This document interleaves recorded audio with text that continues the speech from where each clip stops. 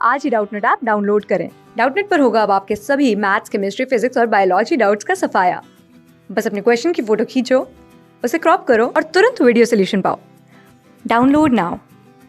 Hello दोस्तों, हमारा प्रश्न है शेर तथा मच्छर द्वारा उत्पन्न ध्वनियों के ध्वनि में अंतर होता है क्योंकि हमारे पास विकल्प दिया गया है। पहला विकल्प है दोनों के आकार में बड़ा अंतर है।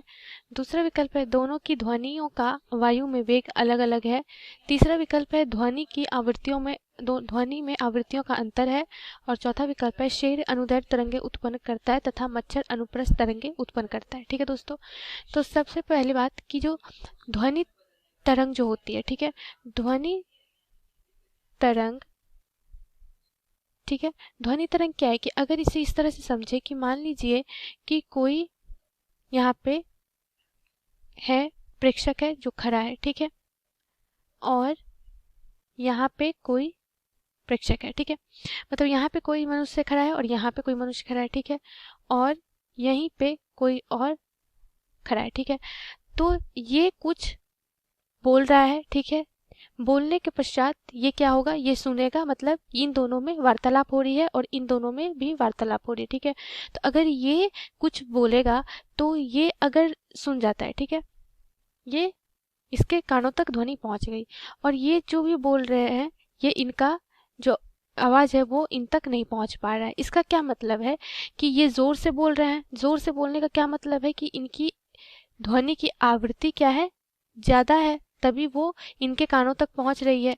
और यहाँ पे ये नहीं पहुंच पा रही है, इसका क्या मतलब है कि इसकी ध्वनि की आवृत्ति क्या है, कम है, ध्वनि की आवृत्ति कम है, इसीलिए यहाँ तक ये नहीं पहुंच पा रही है, इस जिसके कारण ये नहीं सुन पा रहे हैं आवाज, ठीक है, इनका आवाज। तो ये होती है ध्वनि की आवृत्ति की बात, ठीक है।